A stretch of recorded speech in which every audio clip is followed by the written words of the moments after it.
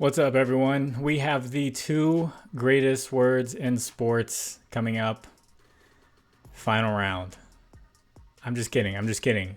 Two greatest words in sports. Game 3.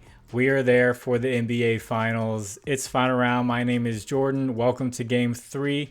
I hope you are all doing well. I have 5 different picks for you for Game 3. So 5 picks for one game. That feels kind of crazy, but one of these picks, I wrote an entire page worth of notes, so sit back and relax. Unless you're one of those people that just skips right through, you're probably not even listening to me right now, but I think you're great. So let's get into these picks. You will see images that come up on the screen. Those will be from a data app called Outlier. There will be a link in the description that'll give you a 7-day free trial for Outlier. So this first pick is going to be Drew Holiday, over 19.5 points plus rebounds at -120. He's gone over in 7 out of the last 9 games and 2 out of 2 games. So he needs 6 rebounds to break even with his points line where it's at, which has been bumped up.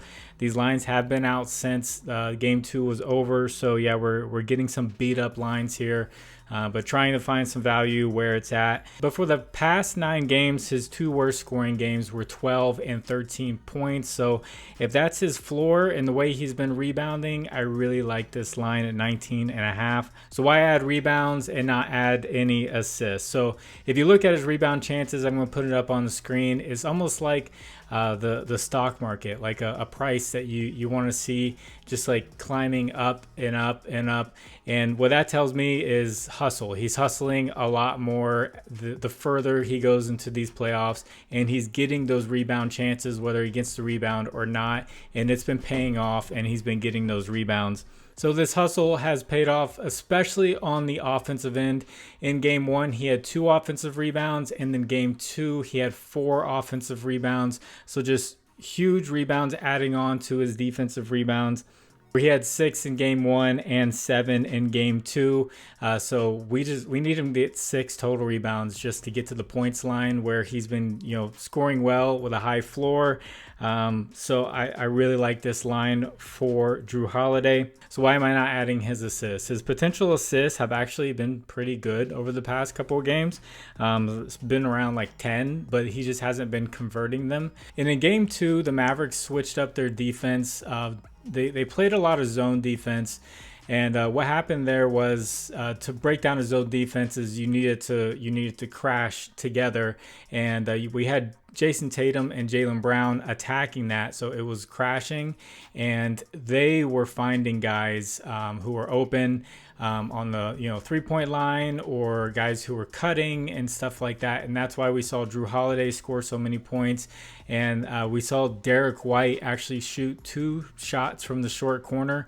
When you're taught, like the very first thing to break down a 2-3 zone is to try to find the short corner, and where that is kind of on the baseline, like halfway in between the 3-point line and the basket. And he took 2 jumpers from there, and you rarely ever see that in the NBA. So it was Jason Tatum driving, Jaylen Brown driving, finding the short corner, finding a cutter, and they were getting all of the assists, and the assist opportunities were going to them. So that's why they had the most assists in game 2, because of that zone. And I don't see the Mavericks going away from that zone, because when they do go away from that zone, then everything opens up for Jason Tatum to do whatever he wants, Jaylen Brown do whatever he wants, and it's a little bit more difficult. Once they crash on a man-to-man, you kick it out for more threes, and the last thing you want is to give the Celtics more 3-point opportunities. So that's a long explanation to why I'm not adding assists for Drew Holiday, but the zone is going to come into play for a lot of these other picks. So remember that the Mavericks zone that they played. So if you guys could, please like the video, and if you haven't, please subscribe to the channel. If you have a little bit of extra time, just tell me your favorite movie, and I will reply if I've seen it or not, or if it's a good recommendation, maybe I'll go check it out. I had some good replies with the favorite drink. I think water was the best one. You guys are the best. Stay hydrated.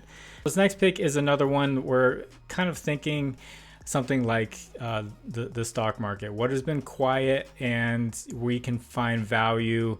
Who has been quiet and we can find value? And the guy that comes to mind for me is Derrick Jones Jr., who plays really well at home, and I'll show those numbers in a second. And he quietly had a pretty good game in game 2. So his line is down to 13.5 points, rebounds, and assists at -125. He's gone over this in 7 out of the last 10 games. So I feel like we can get some value here. He had 16 points, rebounds, and assists in game 2. And if I asked you what did Derrick Jones Jr. do in game 2, you would probably tell me I have no idea. So with Outlier filtered with his home games in the playoffs and home games, he's gone over this in 6 out of 8 home games. And he's been shooting 50% at home for the last 5 games. So it just takes me back to the Timberwolves series where they were playing at home and he was hitting a lot of threes from the corner and just shooting a lot better. He just seems like that type of guy that plays better at home. And he went over this in game 2 on the road. So he's averaging 18 points, rebounds, and assists over the last 5 home games in the playoffs. So I like Derrick Jones Jr. to show up a little bit. Another guy you could say has been quiet is Kyrie, but there's been focus on Kyrie. They're not focusing on stopping Derrick Jones Jr. If Derrick Jones Jr. beats them, then he beats them, but they're going to be focused on someone like Kyrie. So I like him over 13.5 points, rebounds, and assists to show up here. This third pick is going to be Luka Doncic over 9.5 rebounds at -112. He's gone over in 10 out of the last 12 playoff games. And he has gone over this in every single game versus Boston this season. Now, it's a little weird with him. He only got 14 rebound chances and 12 rebound chances in games 1 and 2. It's with the Mavericks. As soon as a shot goes up, you'll see a lot of guards. They'll take off down the court because you already have the guys boxing out. If PJ Washington's not boxing out, even he will kind of start taking off down the court. And Luka Doncic is a guy who normally brings the ball up the court. So he's going in to try to get the ball, and he gets low rebound chances, but he converts them at a high rate. So when you got guys being boxed out and he's coming in by himself, not being boxed out, he gets the rebound more often than not. And that's why you see him get a lot of rebounds. So I know he has been getting this just barely for a lot of these games.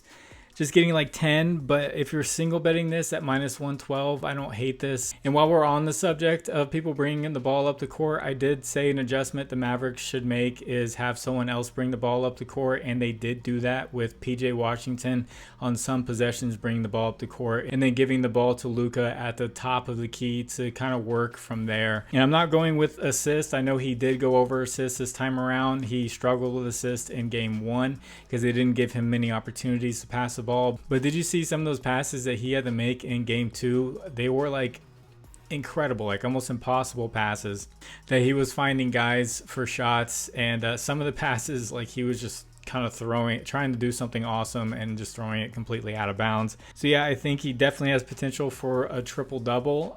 You could put that on there. You could take a triple double, but just his assists just seemed like very difficult assist.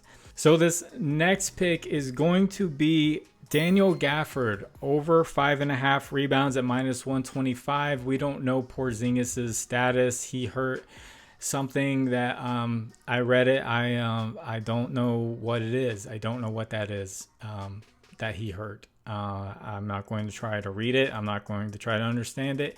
I just know he's day to day. And when he did get hurt, he was kind of limping around and he was not effective at all. And he came out later in that fourth quarter. But his rebounds. So in game 1, they were playing man-to-man defense, which you have someone like Porzingis, Al Horford, Jason Tatum, whoever you get switched on to, basically anyone you get switched on to with the Boston Celtics is going to pull you out of the paint. Now, when you're switching to that zone and you're going to have your center there in the middle, which creates much more rebound opportunities. He's gone over this in 7 out of 10 games, and that zone really helped him out with rebounds. I don't know why this line hasn't been bumped up. So he ended up with 16 rebound chances in game 2 and 9 total rebounds. And I don't know why this line is so low compared to Lively. Lively's at 6.5, got less rebounds and played less minutes last game. So I do like Daniel Gafford here. And before I get into this final pick, I want to shout out my partners, Underdog Fantasy, Sleeper, ParlayPlay, and ChalkBoard. Use promo code FinalRound11 on any of these. They'll match your first deposit. There'll be links in the description. That'll take you straight there with the promo codes, and thank you to anyone who uses those. So this final pick is going to be Jason Tatum over 15.5 rebounds, assists at -112. He's gone over in 8 out of the last 9 games. If you've been watching this channel for a while, you know I like to take his rebounds. He missed it by 1 last game. I think his rebounds floor is definitely going to be very high. So with the potential of him possibly getting 9 again, and the potential of him, having to pass the ball more, that's why I'm adding in the assist here. He's going to need 6 assists to get to that rebounds line. And he had 13 potential assists in game 2. And he actually had 14 potential assists in game 1. But they just didn't convert at as high of a rate as game 2. Because game 2 was like Derek White in the short corner. Or, Drew Holiday cutting to the basket. Just much easier shots attacking that zone. And then his rebound chances are normally about 15 rebound chances, but they were down to 12 in game 2, so that's why he missed this by 1. He's like Luka. He has a very high conversion rate with those rebound chances, so we just need him to get back to his average of 15, and he'll do well there with rebounding. So that's 5 total picks. That is a lot of notes. That is a lot of research. If you do well with these and you feel like giving back, I have a Cash App and a Venmo in the description. You can donate back to the channel. Thank you to anyone who does donate. And if you would also like to discuss these lines further, I have a Discord. Link is in the description. It is free. I'm not going to try to charge you anything. I'm never going to flip it to a premium or anything like that. There's conversation going on about WNBA, baseball, anything you can think of, soccer, all that stuff. I was editing and I realized I didn't do a recap of game 2. So I did have Jason Tatum over 9.5 rebounds. He ended up with 9.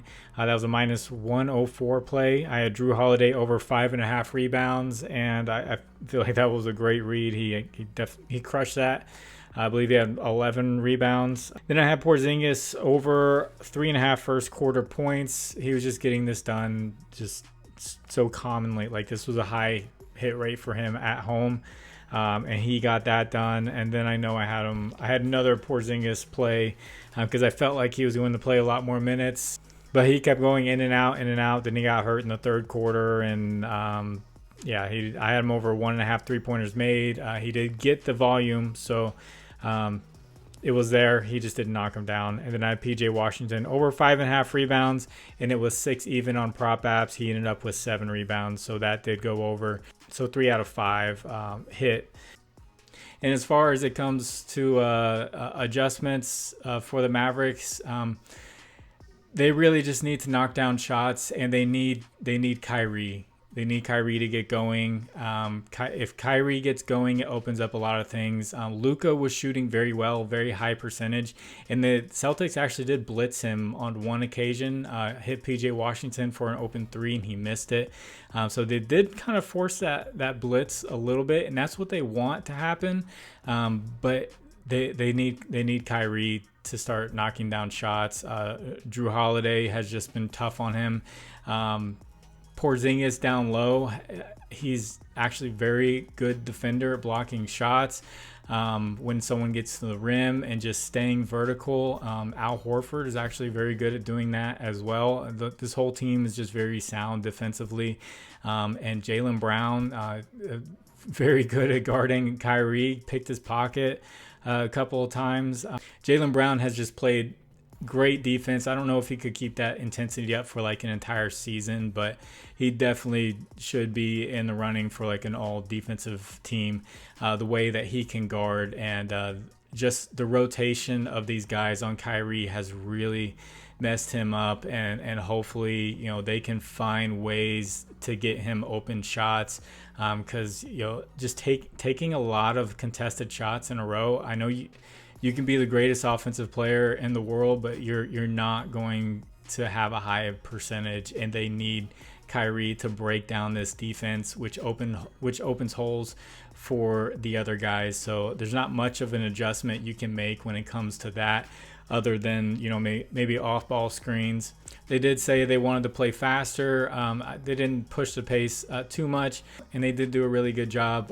When the Celtics tried to push the pace, they got down and they set up their defense a lot quicker.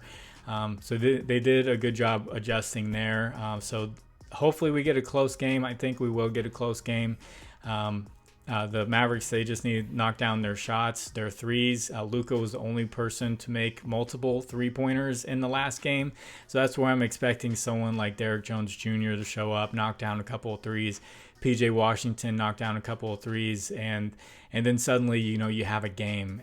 So I see this video is getting near 20 minutes. I'm going to chop this down and get it out to you. It's getting late. Doing the best I can with these finals videos to really break it down, because I know I'm going to miss NBA when it's gone until the beginning of next season. And I wish I could break down every single regular season game like this, but that's just not possible. So God bless you all. It's the final round. My name is Jordan. I will catch you on the next one. Bye.